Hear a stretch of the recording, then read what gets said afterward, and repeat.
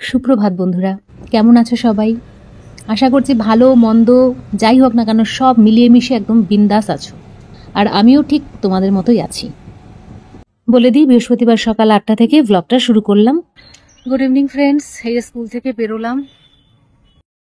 স্কুলে এসে আজ এতগুলো কাজ করেছি ফোন দিয়ে, যে ফোনটা আমার অ্যাকচুয়ালি মানে কন্ট্যাক্টের ফোন বা কাজের ফোন, সেই ফোনটার চার্জ শেষ হয়ে গেছে। আর এই ফোনটাতে আমি জাস্ট ভিডিও করি, এর মধ্যে সিমও নেই, কিছুই নেই।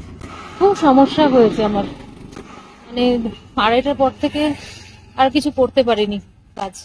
ওই টাইমটা ফাঁকা থাকি, মানে বাচ্চারা চলে যায়, কাজগুলো করে নিতে পারতাম ভালোভাবে, কিন্তু করতেই পারিনি। তো যাই হোক, বাড়ি গিয়ে চার্জ টার্জ দিয়ে করবো। তবে হ্যাঁ, হয়ে গেছে মোটামুটি কমপ্লিট। যেটুকু করার ছিল আজকে সেটা আমি তো পরের কাজগুলো এগিয়ে রাখতে হতো আর কি। আমি বাড়িতে দেখলাম ফুল চার্জ, তা আসার পর এতগুলো মানে ওয়ার্ডে ফাইল তৈরি করেছি যে পুরো চার্জ শেষ হয়ে গেলো। এটা ফার্স্ট টাইম হলো। ফোনটাই আবার খারাপ হয়ে যাচ্ছে নাকি কে জানে। নতুন তো কিনেছি ফোনটা।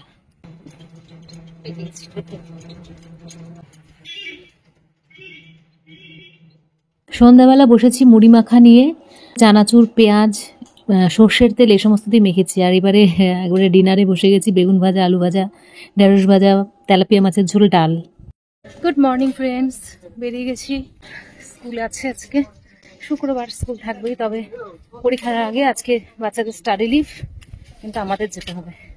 তো সকালবেলা কিছু রান্নাবান্না করে নিয়ে বেরিয়ে পড়তে হয়েছে। এখন ঘড়িতে বাজে 8টা 10 কি 15 হবে। বাড়ি ফিরে টেবিলে দেখলাম আপেলের মতো কুল রাখা, পুরো আপেল কুল। তাই লোভ সামলাতে পারলাম না, দুটো কুল হাতে নিয়ে এবার উপরের ঘরে যাব। অনেকটাই রাত হয়ে গেছে। আমার সাথে কে আছে দেখলে তোমরা একটু অবাক হয়ে যাবে, পরে বলছি।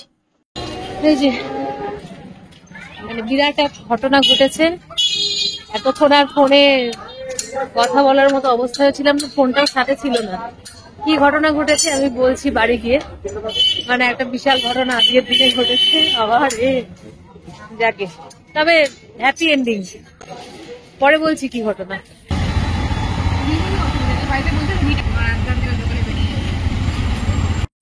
স্কুল থেকে ফিরে আবার 7 তাড়াতাড়ি কোথায় বেরোলাম দুজনে মিলে। ব্লগের শেষে তোমরা অবশ্যই দেখতে পাবে পুরো ব্যাপারটা। তবে বেরিয়েছি, যাওয়ার সময় খুব মনটা খারাপই ছিল বলতে হয়, তবে ফেরার সময় মনটা একটু হ্যাপি। চলো বলেই দিই কি হয়েছে।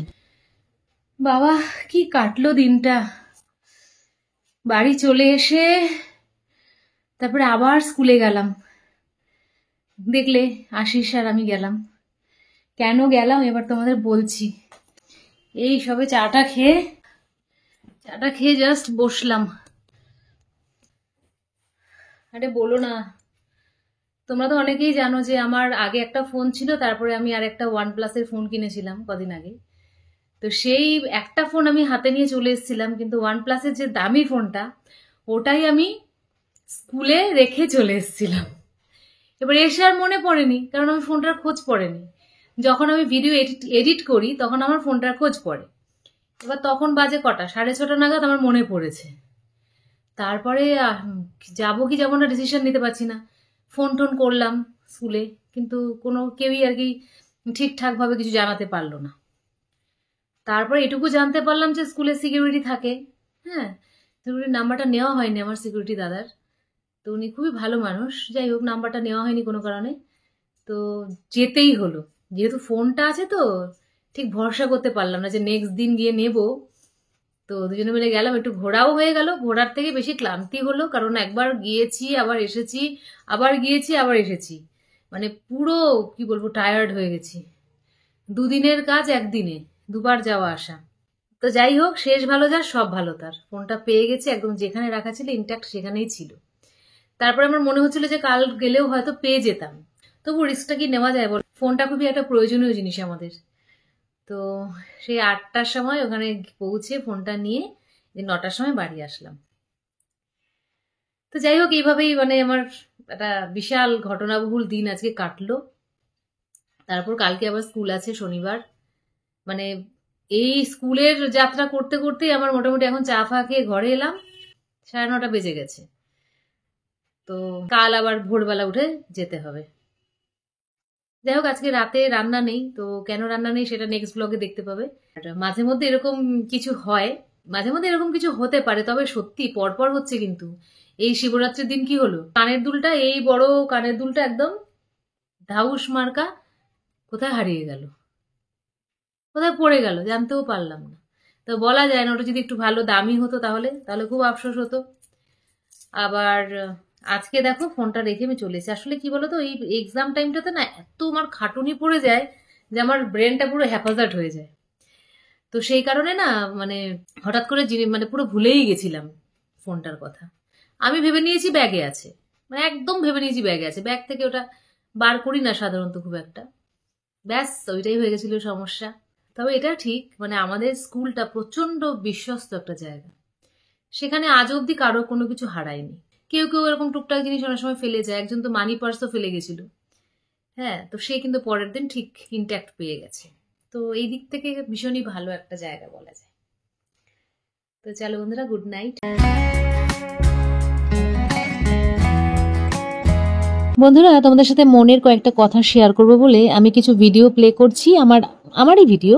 তবে এর সাথে রিলেটেড না, বা এগুলো এর পরে হয়নি, কিন্তু আমি যে ব্লগটা দেখালাম তারপর এগুলো ঘটেনি। বসে একটানা বলার চেয়ে ভাবলাম এইভাবে যদি বলি হয়তো অনেকটা ভালো লাগতে পারে তোমাদের, তাই কিছু ভিডিও ক্লিপসের সাথে আমি কিছু বলবো। এটা কিন্তু সবাই তোমরা মানবে যে কর্মক্ষেত্র হোক বা সংসার হোক কিংবা তোমার কলেজ হোক, যেখানে তুমি অনেকটা সময় কাটাও, সেখানের পরিবেশের উপর কিন্তু অনেক কিছু ডিপেন্ড করে।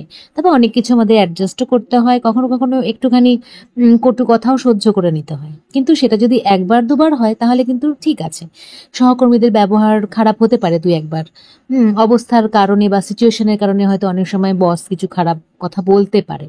কিন্তু যদি কন্টিনিউয়াসলি এটা হতে থাকে, নিয়মিতভাবে যদি অসম্মান পাওয়া হয়, তাহলে কিন্তু ভাবতে হবে।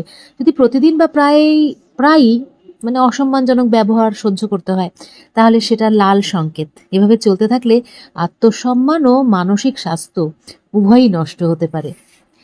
আবার অনেক সময় দেখা যায় যে কাজের মূল্য পাওয়া যাচ্ছে না। যদি দেখো যে কাজের যোগ্য স্বীকৃতি পাচ্ছ না, হয়তো তুমি প্রচুর প্রচুর করছো, কিন্তু তোমার অবদান কেউ স্বীকার করছে না, বরং বারবার খারাপ ব্যবহার করছে, তাহলে জানতে হবে যে সেখান থেকে সরে আসাই উচিত। বিকল্প থাকলে দ্রুত বেরিয়ে যাওয়া ভালো।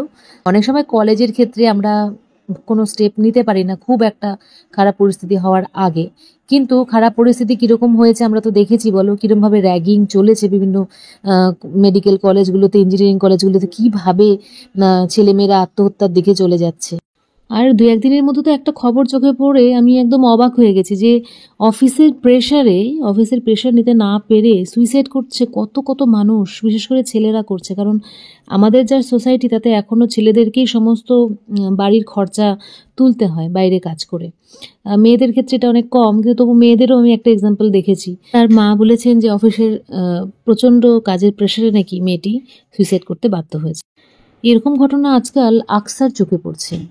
তো আমি বলবো যে এরকম ঘটনার সম্মুখীন হলে কখনোই এরকম ধরনের ডিসিশন নেওয়া উচিতই নয়। কারণ জীবনে ওই জিনিসটাই তোমার জগৎ নয়, ওই একটা অফিসই সারা পৃথিবীর মধ্যে একটা অফিস নয়। তো সেইখানে যদি কোনো রকম অসুবিধা হয়, তুমি তো রেজিগনেশন দিতে পারো না কি?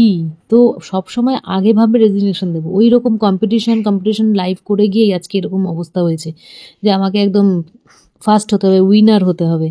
হ্যাঁ, এত কম্পিটেন্ট মানসিকতা হওয়ার জন্যই কিন্তু এই ধরনের ডিসিশনগুলো আমরা নিচ্ছি আজকাল, যেটা আমাদের ছোটোবেলা থেকেই ইনজেক্ট করে দেওয়া হচ্ছে। আমাদেরও দোষ নয়। স্কুল কলেজ যেখানেই যাও না কেন, সব জায়গায় শুধু তোমাকে প্রথম হতে বলা হচ্ছে, তোমাকে এগিয়ে যেতে বলা হচ্ছে, জিততে বলা হচ্ছে। কখনো বলেনি যে সবাইকে সাথে নিয়ে চলতে। তো এই কারণেই আমাদের এরকম, আমরা হেরে যাচ্ছি, আমরা একা চলতে চাইছি, একা এগোতে চাইছি, তাই আমরা হেরে যাচ্ছি। আর এই জেতার নেশায় শুধু একে অপরকে কার ঘাটতি বের করা যাবে এই নিয়ে আমরা চলেছি। আর বিশেষ করে গ্রুপ হয়ে গেলে তো খুবই মুশকিল। আর কলেজে গ্রুপ থাকবে না, অফিসে গ্রুপ থাকবে না, তা তো আবার হয় না। তো অফিস কালচারগুলোতে যদি এরকম কোনো সিচুয়েশানে পড়ো, আমার ভিডিওটা বানানোর উদ্দেশ্য এটাই, প্রথমে ভাববে যে ওই পরিস্থিতি থেকে বেরিয়ে আসবো।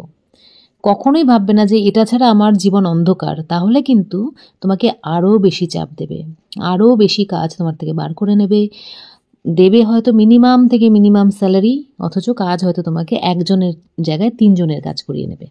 তো এই সমস্ত থেকে বেরিয়ে আসতে হবে আমাদেরই চিন্তা করতে হবে, আমাদেরই ক্রিটিক্যাল থিঙ্কিং করতে হবে, এবং আমাদের নিজেদের মন ভালো রাখার জন্য, আমাদের স্ট্রেস দূর করার জন্য কিন্তু আমরাই শেষ ডিসিশনটা নেব।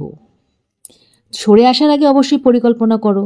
যদি হুট করে চাকরি ছাড়ো তাহলে আর্থিক সমস্যা হতে পারে, তাই আগে একটা বিকল্প তৈরি করে তারপর সরে আসা ভালো। তবুও বলবো, যদি বিকল্প তৈরি করতে না পারো, দম বন্ধ হয়ে আসে তোমার কাজের জায়গায়, ইনস্ট্যান্ট ছাড়ো, 2-1 দিন বাড়িতে বসে ভাবনা চিন্তা করো, দেখবে ঠিক একটা অন্য উপায় বেরিয়ে আসবে। তবে এটাও ঠিক যে সবার ক্ষেত্রে একরকম সমস্যা নয়। যদি অসম্মান এতটাই হয় যে মানসিক স্বাস্থ্য বিঘ্নিত হয়, তাহলে বলবো অবিলম্বে সেটা ছেড়ে দাও। কিন্তু দয়া করে একদম পৃথিবী ছেড়েই চলে যাব এরকম কোনো ডিসিশন নিও না। কারণ তাহলে তো যে প্রতিপক্ষ এগুলো করছে, ওগুলো তো ভুল কাজই করছে। কারণ একজনকে অসম্মান করা, সবাই মিলে ইনসাল্ট করা তো ভালো কাজ নয়। তো তাদের জিতিয়ে দেওয়া হবে। তো নিশ্চয়ই আমরা চাই না যে কোনো টক্সিক ব্যক্তিত্ব জিতুক, তাই না?